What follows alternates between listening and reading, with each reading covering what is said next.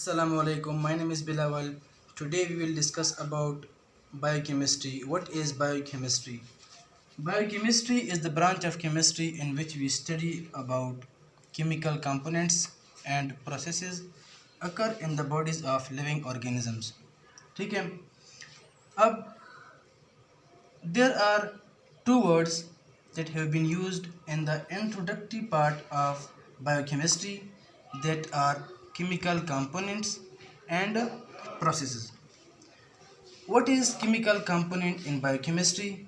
Chemical component in biochemistry means biological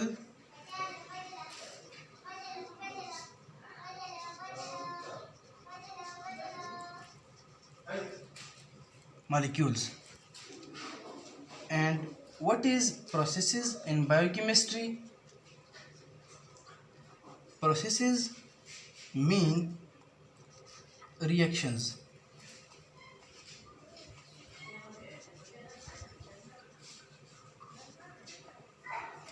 जैसा कि हम जानते हैं कि हमारे जिस्म के अंदर जितने भी रिएक्शन होते हैं उन सब को मिला के एक इकट्ठा एक नाम दिया जाता है जिसको हम मेटाबॉलिज्म कहते हैं. ठीक है. अब मेटाबॉलिज्म के दो टाइप्स हैं. Number 1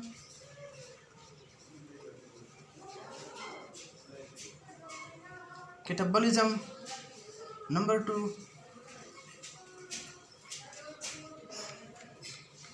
anabolism. कैटाबॉलिज्म मेटाबॉलिज्म का वो टाइप है जिसमें लार्ज मॉलिक्यूल कन्वर्ट हो जाता है स्मॉल मॉलिक्यूल्स में. कैटाबॉलिज्म मेटाबॉलिज्म का वो टाइप है जिसमें लार्ज मॉलिक्यूल स्मॉल मॉलिक्यूल्स में कन्वर्ट हो जाता है.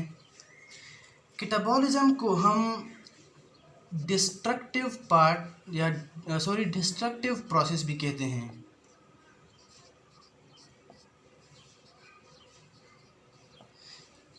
मीन्स दैट इसमें लार्ज मॉलिक्यूल स्मॉल मॉलिक्यूल्स में कन्वर्ट हो जाता है, इसलिए हम ये कहते हैं कि कैटाबॉलिज्म को डिस्ट्रक्टिव प्रोसेस कहते हैं. कैटाबॉलिज्म एक एनर्जी रिलीजिंग प्रोसेस है. सिंपली हम ये कह सकते हैं कि कैटाबॉलिज्म एक एक्सोथर्मिक रिएक्शन है. मींस इसमें से हीट रिलीज हो जाता है, इसलिए हम ये कहते हैं कि कैटाबॉलिज्म एक एनर्जी रिलीजिंग प्रोसेस है. दूसरा टाइप है मेटाबॉलिज्म का जो है anabolism. What is anabolism?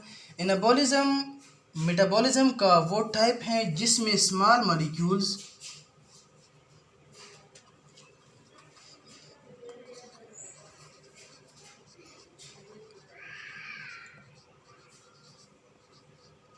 Combine होके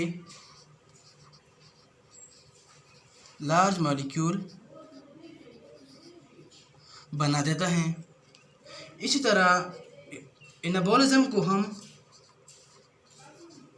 कंस्ट्रक्टिव प्रोसेस भी कहते हैं. इसको कंस्ट्रक्टिव प्रोसेस क्यों कहते हैं? क्योंकि इसमें स्मॉल मॉलिक्यूल्स कंबाइन होकर एक लार्ज मॉलिक्यूल बना देता है, इसलिए एनाबॉलिज्म को हम कंस्ट्रक्टिव प्रोसेस भी कहते हैं. मज़ीद ये एनाबॉलिज्म को हम एनर्जी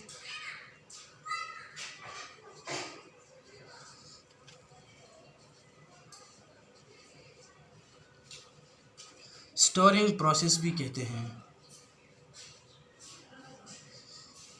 मीन्स एनाबॉलिज्म की रिएक्शन में एनर्जी स्टोर हो जाता है, इसलिए हम एनाबॉलिज्म को एक दूसरा नाम भी दिया जाता है कि ये एक एंडोथर्मिक रिएक्शन होता है. मींस इसको हीट की ज़रूरत होती है.